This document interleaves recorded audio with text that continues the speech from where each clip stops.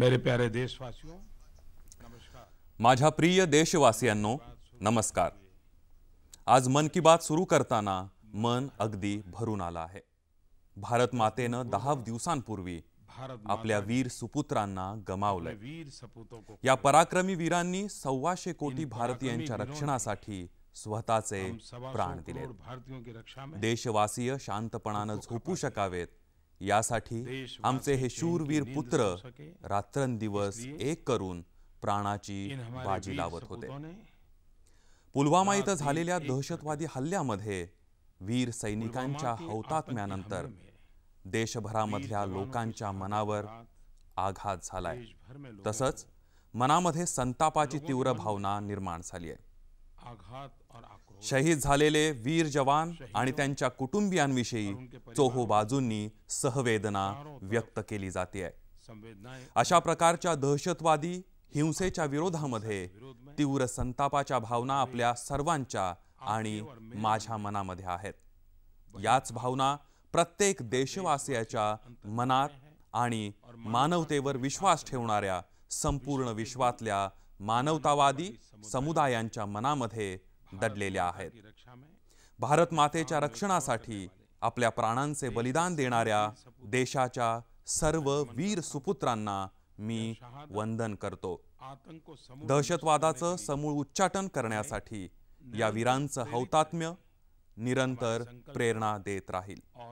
दहशतवादाची पाळमुळं खणून काढण्याचा आमचा संकल्प निर्धार आता अधिक मजबूत झालाय। आपण सर्वांनी जातीवाद, संप्रदाय, क्षेत्रवाद आणि इतर सर्व मतभेदांना विसरून आज देशापुढे उभे ठाकलेल्या या आव्हानांना तोंड दिलं पाहिजे। दहशतवादांच्या विरोधात आता आपण जी पावलं उचलणार आहोत ती पूर्वीपेक्षाही अधिक दृढ असली पाहिजेत। सशक्त आणि निर्णायक पावलं असली पाहिजेत। आपल्या सशस्त्र दलानं नेहमीच अद्वितीय साहस आणि पराक्रम दाखवला आहे। शांती प्रस्थापित करण्यासाठीही त्यांनी अद्भुत क्षमता दाखवली आहे। हल्लेखोरांना त्यांच्याच भाषेत सडेतोड प्रत्युत्तर देण्याचं काम त्यांनी केलं आहे। सशस्त्र दलाकडून 100 तासांच्या आतच कशा प्रकारे कारवाई करण्यात आली हे आपण सर्वांनी पाहिलंच असेल। सेनेनं दहशतवादी आणि त्यांना मदत करणाऱ्यांचा समूळ नाश करण्याचा संकल्प निर्धार केलाय। वीर सैनिकांच्या हौतात्म्यानंतर त्यांच्या कुटुंबियांकडून जे प्रेरणादायी विचार व्यक्त केले जात आहेत ते सर्व प्रसार माध्यमांमधून सगळ्यांपर्यंत पोहोचले आहेत। त्यामुळे देशातल्या जनतेच्या हिमतीला बळ मिळतंय।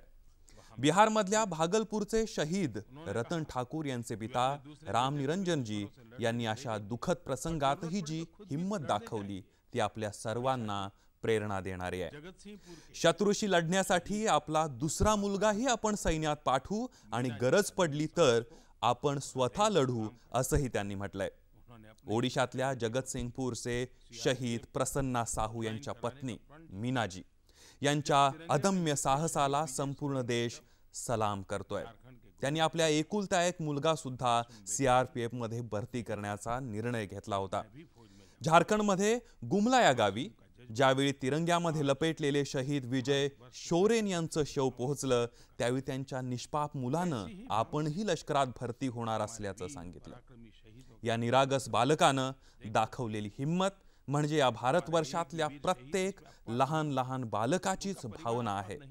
अशीच भावना आपल्या वीर पराक्रमी शहीदांच्या घराघरांमधून व्यक्त होताना दिसतेय। आमचा एकही वीर हुतात्मायाला अपवाद नाहीये की त्यांचे कुटुंबीय अपवाद नाहीये।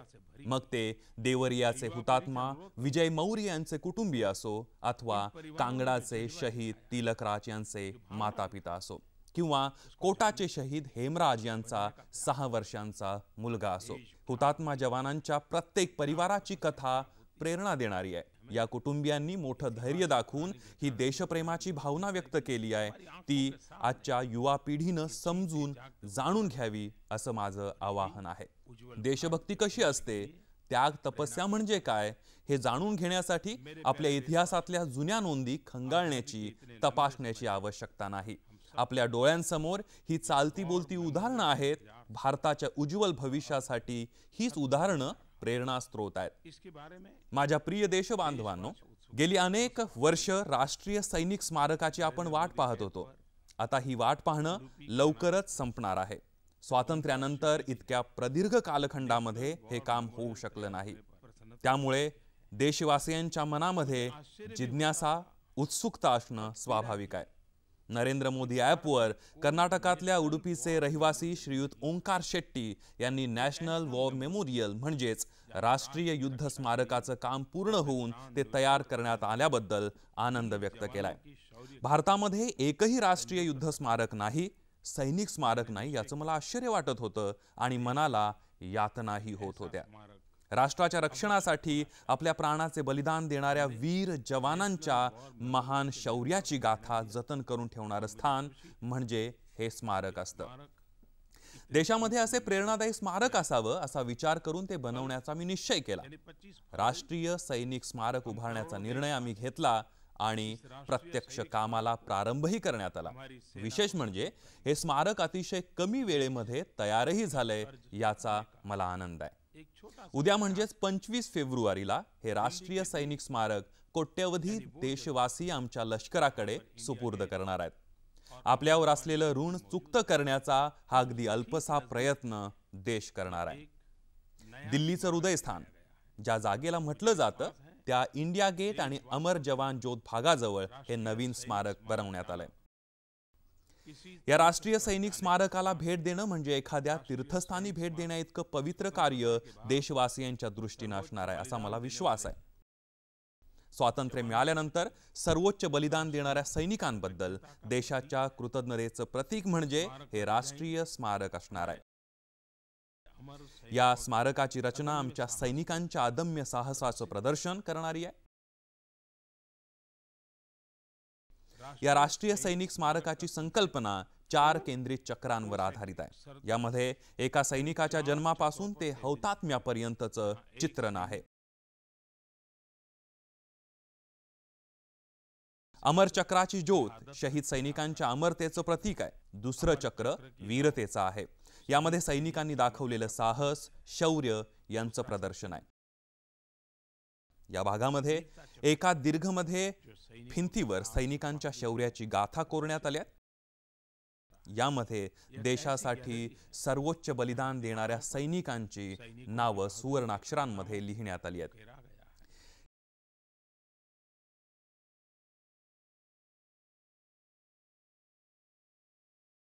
यानंतर असलेलं रक्षक चक्र सुरक्षेचं प्रदर्शन करतंय. या चक्रामध्ये घनदाट झाडांच्या रांगा आहेत. ही झाडं म्हणजे सैनिकांचं प्रतीक आहे आणि देशाच्या नागरिकांना विश्वास देणारा एक संदेशही देत आहेत. प्रत्येक घडीला सैनिक सीमेवर तैनात आहे आणि देशवासी सुरक्षित आहेत असा हा संदेश आहे. एकूण पाहिलं तर हे राष्ट्रीय सैनिक स्मारक म्हणजे एक आगळं स्थान बनणार आहे. या स्थानी देशाच्या महान शहीदांची माहिती मिळू शकणार आहे. त्यांच्याबद्दल कृतज्ञता व्यक्त करता येणार आहे. या वीर सैनिकांच्या शौर्याची माहिती घेण्याच्या उद्देशानं कोणी इथं येतील त्यावेळी त्यांना देश सुरक्षित राहावा, आपण जिवंत राहावे, देशाचा विकास करावा म्हणून आपले प्राण देशासाठी अर्पण करणाऱ्या जवानांची माहिती मिळू शकणार आहे. देशाच्या विकासामध्ये आमचं सशस्त्र दल, पोलीस आणि अर्धसैनिक दल यांचं महान आणि अमूल्य योगदान शब्दांमध्ये व्यक्त करणं खरोखरच शक्य नाही. गेल्या वर्षी ऑक्टोबरमध्ये मला राष्ट्रीय पोलीस स्मारक देशाला समर्पित करण्याचं भाग्य लाभलं होतं. ते स्मारकही आपल्या विचारांचं प्रतिबिंब होतं. आमच्या सुरक्षेसाठी निरंतर कार्यरत असणारे पुरुष आणि महिला पोलीस कर्मचारी यांच्याविषयी आपण सर्वांनी कृतज्ञता व्यक्त केली पाहिजे असं मला वाटतं. आपण सर्वजण राष्ट्रीय सैनिक स्मारक आणि राष्ट्रीय पोलीस स्मारक यांना जरूर भेट द्याल अशी आशा मला आहे.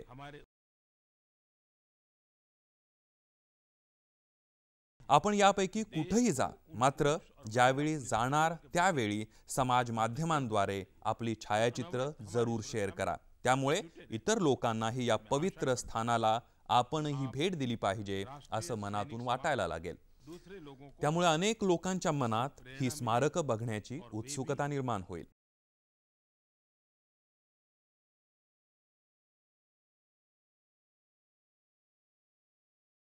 माझ्या प्रिय देशवासियांनो, मन की बात साठी आपल्याकडून हजारो पत्र आणि प्रतिक्रिया येत असतात. वेगवेगळ्या माध्यमांमार्फतही याविषयी प्रतिक्रिया येत असतात. यावेळी जेव्हा मी आपल्याकडून आलेल्या प्रतिक्रिया वाचत होतो त्यावेळी आतिश मुखोपाध्यायजी यांच्या अतिशय रंजक प्रतिक्रियेकडे माझं लक्ष वेधलं गेलं. त्यांनी लिहिलेलं आहे की 3 मार्च 1900 रोजी इंग्रजांनी बिरसा मुंडा यांना अटक केली होती.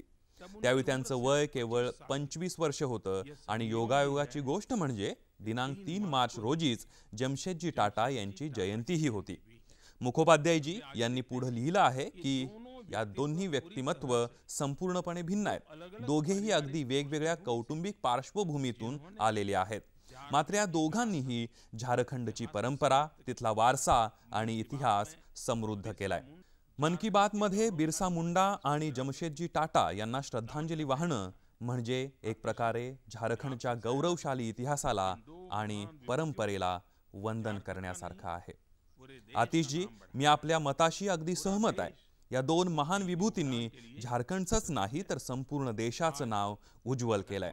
संपूर्ण देश त्यांनी दिलेल्या योगदानाबद्दल त्यांच्याविषयी कृतज्ञ आहे. आज आमच्या नवयुवकांना मार्गदर्शन म्हणून, प्रेरणादायी व्यक्तित्व म्हणून कोणाचं नाव घेता येईल तर ते आहे भगवान बिरसा मुंडा यांचं. इंग्रजांनी बिरसा मुंडा झोपलेले असताना अगदी लपून छपून अतिशय चतुराई दाखवून त्यांना पकडलं.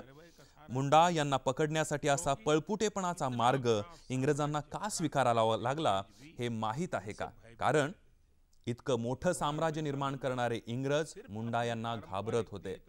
भगवान बिरसा मुंडा यांनी केवळ आपल्या परंपरागत तीरकमानीच्या मदतीनं बंदुका आणि तोफांनी सज्ज असलेल्या इंग्रज सरकारला अगदी हलवून टाकलं होतं. वास्तविक लोकांना असे एखादे प्रेरणादायी नेतृत्व मिळालं तर मग समोरच्या शत्रूकडे असलेल्या शस्त्रास्त्रांच्या शक्तीपेक्षाही सामूहिक इच्छाशक्ती बलवान ठरते. भगवान बिरसा मुंडा यांनी इंग्रजांबरोबर केवळ राजकीय स्वातंत्र्यासाठी संघर्ष केला नाही तर आदिवासींच्या सामाजिक आणि आर्थिक अधिकारासाठीही लढा दिला. आपल्या अल्पायुष्यामध्ये त्यांनी सगळं काही करून दाखवलं. वंचित आणि शोषितांच्या अंधकारमय जीवनामध्ये सूर्यकिरणांप्रमाणे प्रकाश आणला. भगवान बिरसा मुंडा यांनी वयाच्या अवघ्या 25व्या वर्षी बलिदान दिलं. बिरसा मुंडा यांच्यासारखे भारत मातेचे सुपुत्र देशाच्या प्रत्येक भागात झाले आहेत. अनेक दशकांपासून सुरू असलेल्या स्वातंत्र्याच्या या लढाईमध्ये कोणत्याही प्रकारचं योगदान दिलं गेलं नाही असा या हिंदुस्थानचा एकही भाग, एकही तुकडा राहिलेला नाही. देशातल्या सर्व भागांचं स्वातंत्र्य लढ्यात योगदान होतं. परंतु दुर्भाग्य असं आहे की या महान लोकांच्या त्यागाच्या, शौर्याच्या आणि बलिदानाच्या कथा नवीन पिढीपर्यंत पोहोचल्याच नाहीत. जर भगवान बिरसा मुंडा यांच्यासारख्या व्यक्तिमत्वानं आपल्याला अस्तित्वाची जाणीव करून दिली तर जमशेदजी टाटा यांच्यासारख्या व्यक्तिमत्वानं देशामध्ये मोठमोठ्या संस्था निर्माण केल्या. जमशेदजी टाटा अगदी खऱ्या अर्थानं द्रष्टा होते. त्यांनी केवळ भारताचं भविष्य कसं असावं याचा विचार केला नाही तर देशाची मजबूत पायाभरणी केली. उज्ज्वल भविष्यासाठी विज्ञान, तंत्रज्ञान आणि उद्योग यांचं भारत हे केंद्रस्थान बनणं आवश्यक आहे हे जमशेदजी टाटा यांना चांगलं ठाऊक होतं. त्यांच्या दूरदृष्टीमुळे टाटा इन्स्टिट्यूट ऑफ सायन्स ही स्थापन करण्यात आली. या संस्थेला आता इंडियन इन्स्टिट्यूट ऑफ सायन्स म्हणजेच भारतीय विज्ञान संस्था म्हणूनही ओळखलं जातंय. इतकंच नाही तर त्यांनी टाटा स्टील सारख्या अनेक विश्वस्तरीय संस्था आणि उद्योगांची स्थापना केली. जमशेदजी टाटा आणि स्वामी विवेकानंदजी यांची एकदा अमेरिकेच्या प्रवासाच्या काळामध्ये जहाजामध्ये भेट झाली होती. त्यावेळी या दोघांमध्ये विविध विषयांवर चर्चा झाली. या प्रवासात भारतामध्ये विज्ञान आणि तंत्रज्ञान याचा प्रसार आणि प्रचार करण्यासारख्या महत्त्वपूर्ण विषयांवर या दोघांमध्ये चर्चा झाली होती. या चर्चेतूनच भारतीय विज्ञान संस्थेची पायाभरणी झाली.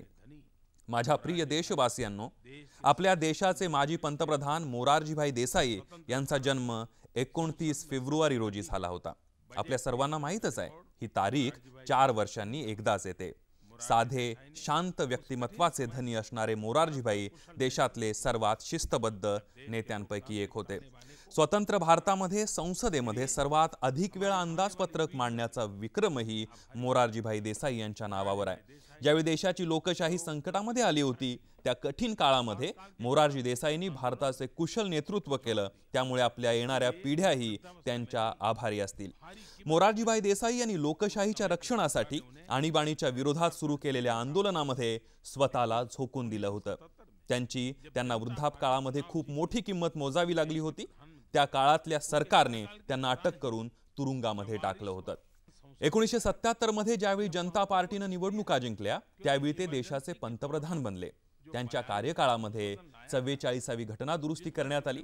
ही गोष्ट महत्त्वपूर्ण यासाठी आहे, याचं कारण म्हणजे आणीबाणीच्या काळामध्ये 42वी घटना दुरुस्ती करण्यात आली होती. त्यानुसार सर्वोच्च न्यायालयाचे अधिकार कमी करणं आणि इतर अशाच काही तरतुदी होत्या. या तरतुदींमुळे आपल्या लोकशाही मूल्यांचं हनन केलं जात होतं. या सर्व तरतुदी रद्द करण्यात आल्या आणि लोकशाही मूल्यांचं जतन करण्यात आलं. 44व्या घटना दुरुस्तीमध्ये संसद आणि विधानसभा यांच्यामध्ये होत असलेल्या कामकाजाची माहिती वर्तमानपत्रांमध्ये प्रकाशित करण्याची तरतूद करण्यात आली. याचबरोबर सर्वोच्च न्यायालयाला काही विशेष अधिकारही बहाल करण्यात आले. या घटना दुरुस्तीमध्ये आणखी एक विशेष तरतूद करण्यात आली आहे. त्यानुसार घटनेच्या कलम 20 आणि 21 अनुसार मिळालेल्या मूलभूत अधिकारांचं आणीबाणीच्या काळातही हनन करता येणार नाही, हे स्पष्ट झालं. तसंच मंत्रिमंडळाच्या लिखित विनंतीनंतरच राष्ट्रपती आणीबाणीची घोषणा करू शकतील. त्याचबरोबर आणीबाणीचा कालावधी एका वेळेस 6 महिन्यांपेक्षा जास्त वाढवता येणार नाही, अशी व्यवस्था देशात घटनेनुसार पहिल्यांदाच करण्यात आली. आणीबाणी लावून 1975 मध्ये ज्या प्रकारे लोकशाहीची हत्या करण्यात आली होती, तशा गोष्टीची पुनरावृत्ती भविष्यात कधी घडू नये यासाठी मोरारजीभाई यांनी ही घटना दुरुस्ती केली होती. भारतीय लोकशाहीचं महत्त्व, महात्म्य अबाधित राखण्यासाठी मोरारजीभाई देसाई यांनी दिलेलं योगदान अमूल्य आहे. येणाऱ्या पिढ्या त्यांचं कायम स्मरण ठेवतील. आज पुन्हा एकदा या महान नेत्याला मी श्रद्धांजली अर्पण करतो. माझ्या प्रिय देशवासियांनो, दरवर्षीप्रमाणेच यंदाही पद्म पुरस्कारांविषयी लोकांमध्ये खूप उत्सुकता होती. आज आपण एका नवभारताच्या निर्मितीच्या दिशेनं अग्रेसर आहोत. अशा वेळी जे लोक अगदी तळागाळातल्या लोकांसाठी निष्काम भावनेनं कार्य करतात, त्यांचा आणि त्यांच्या कार्याचा गौरव केला जावा असं आपल्याला वाटतं. अनेक जण अतिशय परिश्रम घेऊन वेगवेगळ्या पद्धतीनं लोकांच्या जीवनामध्ये सकारात्मक परिवर्तन घडवून आणतायत. वास्तविक हे लोकच खरे कर्मयोगी आहेत. जे लोक जनसेवा, समाजसेवा आणि या सर्वांपेक्षा मोठी असलेल्या राष्ट्रसेवेमध्ये निस्वार्थ भावनेने कार्यरत आहेत, ते कर्मयोगी आहेत. आपण सर्वांनी पाहिलंच असेल की ज्या वेळेला पद्म पुरस्कारांची घोषणा होते, त्यावेळी कुणाला मिळालं, हे कोण आहेत असं लोक विचारतात. त्यावेळी मला वाटतं या पुरस्काराचं हे खूप मोठं यश आहे. कारण हे लोक कधीच दूरचित्रवाणी, नियतकालिक आणि वर्तमानपत्रांमध्ये पहिल्या पानावर झळकत नाहीत. हे खरे कार्यकर्ते असून प्रसिद्धीच्या झगमगाटाच्या दुनियेपासून खूप दूर आहेत. आपलं नाव आलं किंवा आलं नाही याची त्यांना पर्वा नसते. ते अगदी तळागाळामध्ये कार्यरत आहेत. कामावर त्यांचा विश्वास आहे. योगः कर्मसु कौशलम, गीतेचा हा संदेश ते एक प्रकारे प्रत्यक्ष जगतायत. अशाच काही लोकांविषयी मी आज आपल्याशी बोलू इच्छितो. ओडिशाचे दैतारी नायक यांच्याविषयी आपण नक्कीच ऐकलं असेल. त्यांना canal man of the Odisha असं काही उगाच म्हटलं जात नाही.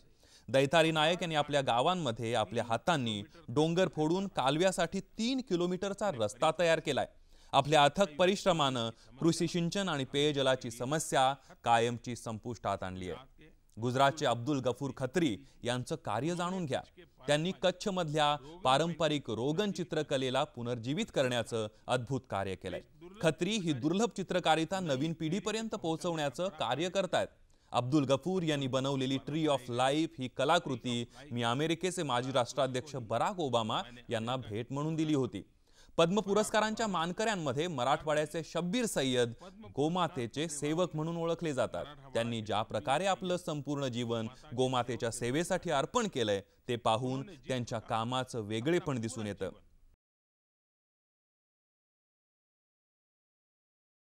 मैदुरे चिन्ना पिलई या व्यक्तीनं तामिळनाडूमध्ये कलनीजयम आंदोलनाच्या माध्यमातून पीडितांना आणि शोषितांना सशक्त करण्याचं काम सर्वात प्रथम केलं.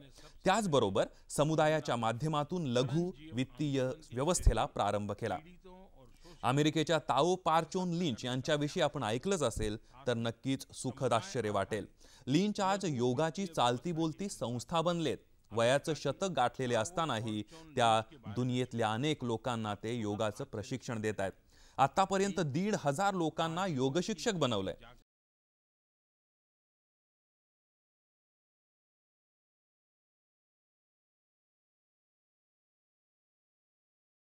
झारखंडमध्ये लेडी टार्झन या नावानं प्रसिद्ध असलेल्या जमुना टुडू यांनी टिंबर माफिया आणि नक्षलवाद्यांशी 2 हात करण्याचं धाडसी काम केलंय.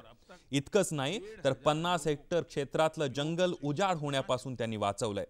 परिसरातल्या 10,000 महिलांची एकजूट घडवून वृक्ष आणि वन्यजीवांची सुरक्षा करण्यासाठी सर्वांना प्रेरित करण्याचं काम या महिलेनं केलंय.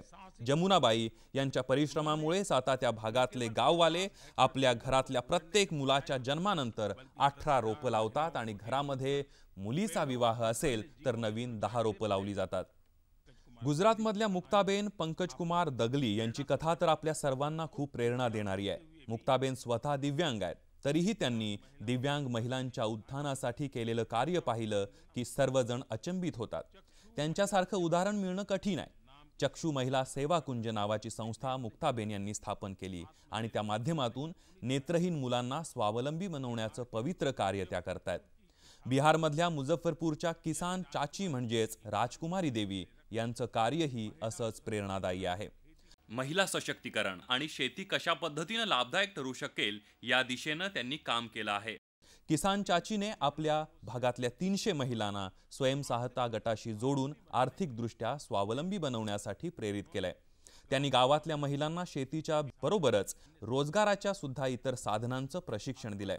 विशेष गोष्ट ही आहे की त्यांनी शेतीच्या कामाची सांगड तंत्रज्ञानाशी घातली आहे. माझ्या प्रिय देशवासियांनो, यावर्षी जे पद्म पुरस्कार देण्यात आले आहेत त्यामध्ये 12 शेतकरी विजेते आहेत, असं कदाचित पहिल्यांदाच झालंय. सर्वसाधारणपणे कृषी जगताशी संबंधित असलेल्या काही प्रत्यक्ष शेती करणाऱ्या फार कमी लोकांचा समावेश आतापर्यंत पद्म पुरस्कारांच्या यादीमध्ये झालाय. पुरस्कार विजेत्यांच्या सूचीमध्ये झालेले हे बदल म्हणजे एक प्रकारे परिवर्तन घडून येत असलेल्या हिंदुस्थानाची नवीन प्रतिमा आहे असंच म्हणता येईल. माझ्या प्रिय देशवासियांनो, एक हृदयाला अगदी भिडणारा अनुभव मला अलीकडेच आला, तो आज मी आपल्याला इथं सांगणार आहे. आजकाल देशामध्ये मी जिथं जिथं जातो तिथं माझा प्रयत्न असतो की आयुष्मान भारत योजना, PMJAY योजना म्हणजेच प्रधानमंत्री जन आरोग्य योजनेच्या काही लाभार्थ्यांना भेटावं, त्यांच्याशी बोलण्याची संधी मला मिळावी असा माझा प्रयत्न असतो. यामध्ये काही लोकांशी मी संवाद साधलाही. एका एकट्या मातेला पैशांअभावी स्वतःचे औषधोपचार करता येत नव्हते. तिला लहान मुलं होती. या नवीन योजनेतून तिच्या औषधोपचार होऊ शकले. ती पूर्णपणे बरी झाली. एका घरातला कर्ता माणूस रोजगार परिश्रम करून आपल्या कुटुंबाचा सांभाळ करत होता. त्या व्यक्तीला अपघात झाला, त्यामुळे आता तो काम करू शकत नव्हता. या योजनेचा लाभ त्याला मिळाला आणि तो चांगला बराही झाला आणि नव्याने आयुष्य जगू लागला. बंधू आणि भगिनींनो, गेल्या 5 महिन्यांमध्ये जवळपास 12 लाख गरीब कुटुंबांनी या योजनेचा लाभ घेतलाय. या योजनेमुळे गरिबांच्या जीवनामध्ये खूप मोठं परिवर्तन झालंय असं माझ्या लक्षात आलंय. जर एखाद्या गरीब व्यक्तीला पैशांअभावी औषधोपचार करणं शक्य नसेल तर त्याला या योजनेची माहिती आपण सर्वांनी जरूर द्यावी. ही योजना अशीच गरीब व्यक्तींसाठी आहे. माझ्या प्रिय देशवासियांनो, शाळांमध्ये परीक्षांचा हंगाम आता सुरू होणार आहे. देशभरामध्ये वेगवेगळ्या परीक्षा मंडळांच्या वतीनं परीक्षा घेण्यात 10वी आणि 12वीच्या परीक्षांना पुढच्या काही आठवड्यांमध्ये सुरुवात होईल. परीक्षा देणाऱ्या सर्व विद्यार्थ्यांना, त्यांच्या पालकांना आणि सर्व शिक्षकांना माझ्या वतीनं हार्दिक शुभेच्छा.